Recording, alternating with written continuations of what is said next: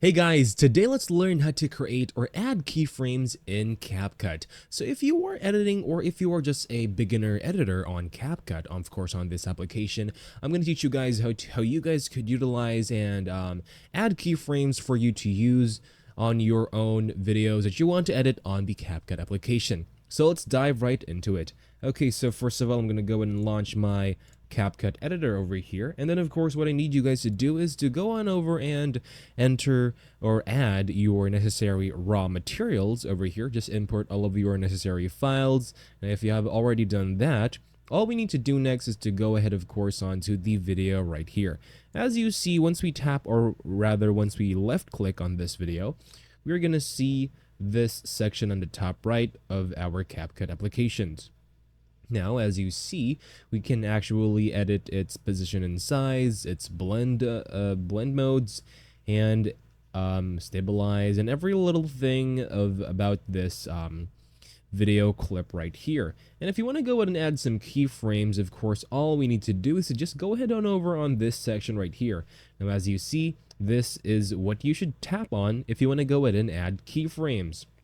In this case, if you want to go ahead and add keyframes to position and size, I'm going to go ahead and tap on the position and size keyframe right here to add a keyframe right on this specific section as you see on my playhead. So first of all, let's recap. All we need to do first is to enter our necessary files. Next, of course, we need to position our playhead onto our desired position, and then of course tap on the add keyframe button right here over in the position and size. Now once you tap on that, of course, all of the keyframes will be enabled right here, and this is going to be the starting position. Now all I want you guys to do next is to go ahead a few frames forward, or whichever your desired time, or rather a specific time on the clip will be. In this case, I'm going to go at just a few seconds forward. Next, I could go ahead now and change the scale or change the position and size of this clip so that it's going to go ahead and transition to that position and follow the keyframe. I'm gonna go ahead also and change the position and put it in the top right corner of our screens. And maybe let's put a quick rotate 360 degrees. Okay, so let's play that video from the start, and we should actually see the transition or the keyframe going on.